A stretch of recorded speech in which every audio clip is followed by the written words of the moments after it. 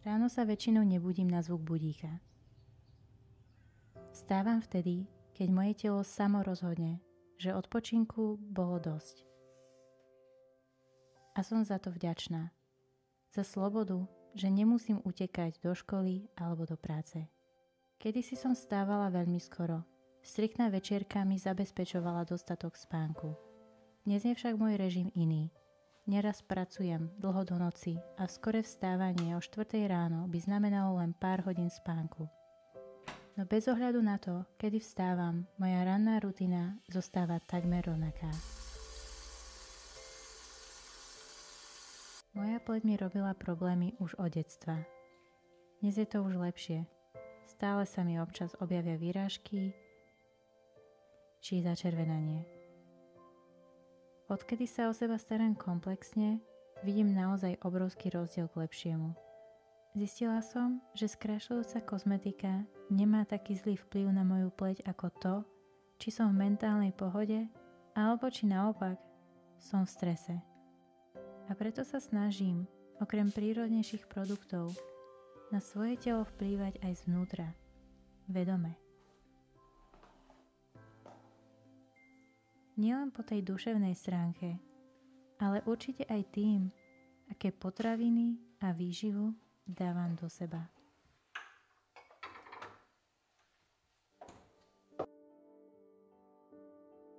Považujem sa za človeka, ktorý je na zdravej strave. Avšak neznamená to pre mňa obmedzovanie alebo dietovanie.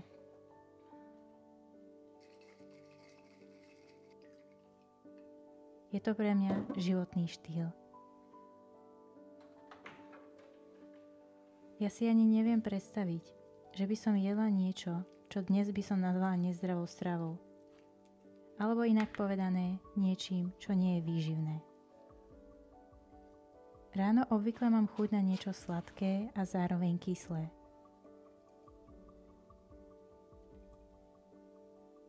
Odkedy som začala pravidelne konzumovať fermentované potraviny, moje telo si ich vyslovene pýta.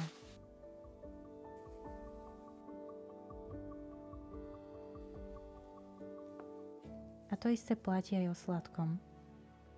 Mojimi sladkosťami sú med, ďatle alebo iné sušené ovocie, ktoré si pridávam do raňajkových kaší. Záleží mi na tom, aby moje jedlo obsahovalo čo najviac výživy, preto si rada zakomponovávam do stravy aj divoké bylinky. Ako napríklad tu som si pridala žihľavové semienka.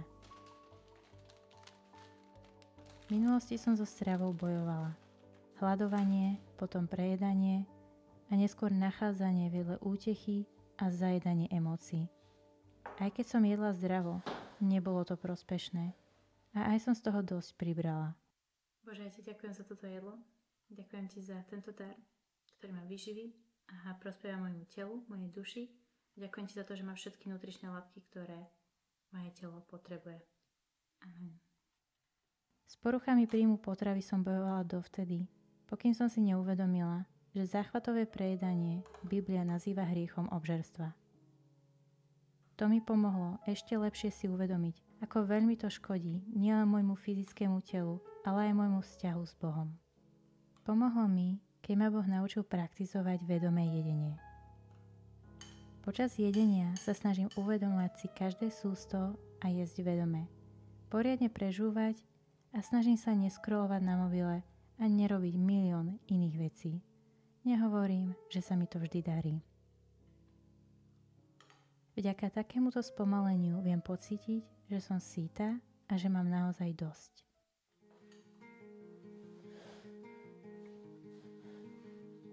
Mať syté telo, ale hladnú dušu mi tiež neprospieva.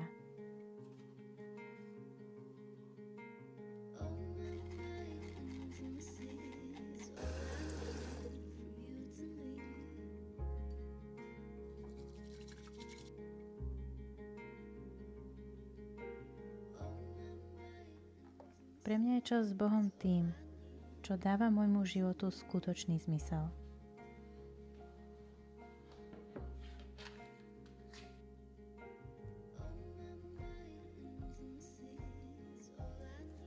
Tie najkrajšie chvíle prežívam, keď som v jeho prítomnosti. Komunikujem s ním a dostávam odpovede na otázky, ktoré mám doslova neustále. Počas čítania Božieho slova ma Boh učí veľa veciam. A preto si veľmi rada svoje zjavenia zapisujem do denníčka, čo mi umožňuje vrácať sa k tým myšlienkám aj spätne.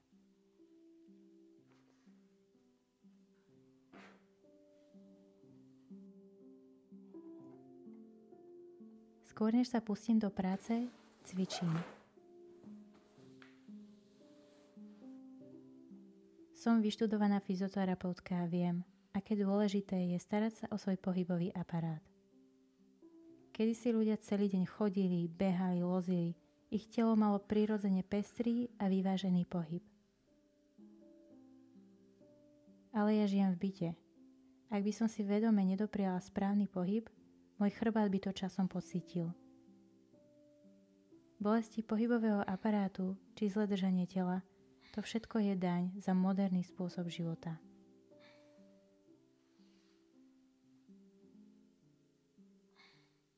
Keď si ráno zacvičím, cítim obrovský rozdiel. Aj v produktivite. Moja práca je prevažne za počítačom, preto som investovala do zdravého pracovného prostredia. Výškovo nastaviteľný stôl, chodiaci pás, to všetko mi pomáha udržať sa v pohybe aj počas pracovného dňa. A takto vyzerajú moje rána, ako kresťanky, ktorá miluje Boha a zaujíma sa o zdravý životný štýl.